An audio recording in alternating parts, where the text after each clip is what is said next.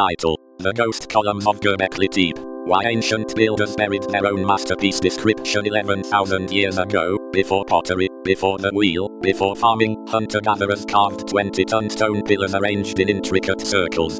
Then, deliberately, they buried them under tons of earth. Why? New excavations in May 2026 have just revealed a hidden chamber that changes everything we thought we knew about the dawn of civilization.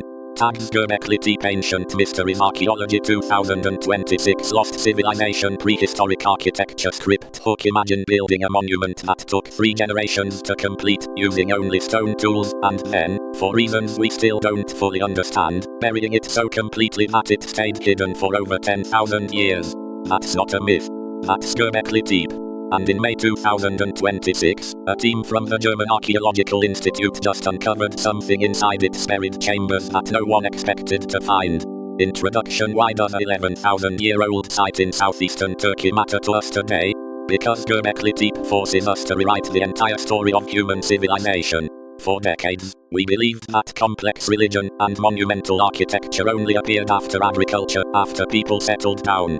But Gbekli Tepe was built by hunter-gatherers. It's older than Stonehenge by 6,000 years. Older than the pyramids by 7,000 years. And now, the 2026 excavation season has revealed a structure that suggests these ancient people weren't just worshipping, they were recording something. Something catastrophic. Main content: Section 1. The monument that shouldn't exist. Let's set the scene.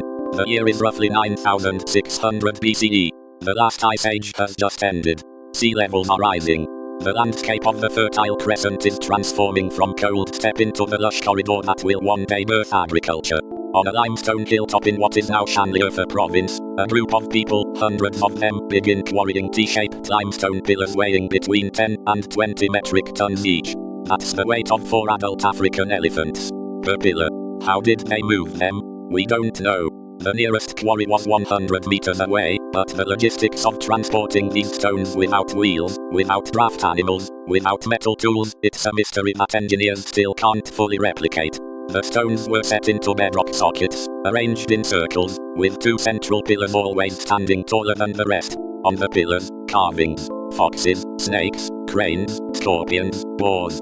Animals of the region, but arranged in patterns that don't match natural behavior. Klaus Schmidt, the German archaeologist, who rediscovered the site in 1994, called it the world's first temple. But by May 2026, that description is looking too simple.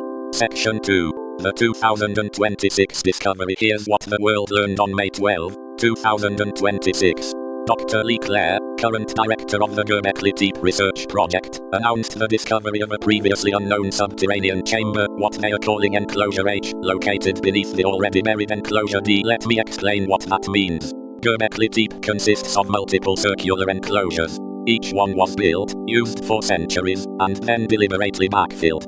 The early excavators found that the fill material wasn't random rubble. It was carefully sorted. Layers of animal bone, broken stone bowls, flint tools, and then earth. The burial was intentional, planned, ceremonial. Enclosure H, accessed through a narrow corridor that had been sealed with a limestone slab, contained something extraordinary. A single T-shaped pillar, smaller than the others, about 3 meters tall, but carved with a continuous narrative scene. Not just individual animals. A sequence. Using photogrammetry and 3D scanning, the team reconstructed the imagery. The pillar shows, from bottom to top, a human figure with an erect phallus, likely a symbol of life or fertility, surrounded by vultures.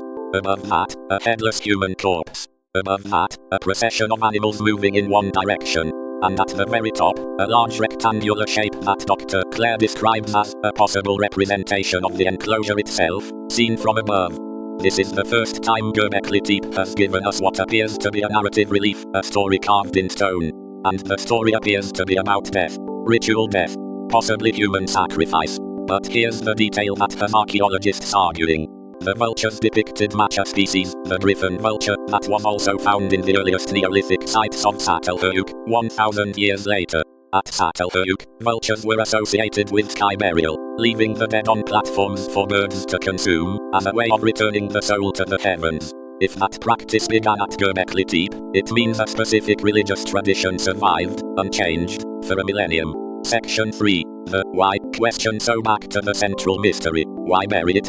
Previous theories suggested the enclosures were filled to protect them from enemies, or to create a foundation for new construction. But the 2026 evidence points to something more calculated.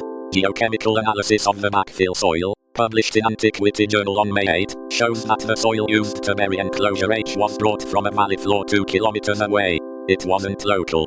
It was imported. Why would hunter-gatherers carry tons of foreign soil uphill to bury their own temple? Dr. Clare's team now believes it was an act of deliberate closure. The enclosures were not abandoned, they were retired. Each generation built a new enclosure, used it for ritual activities,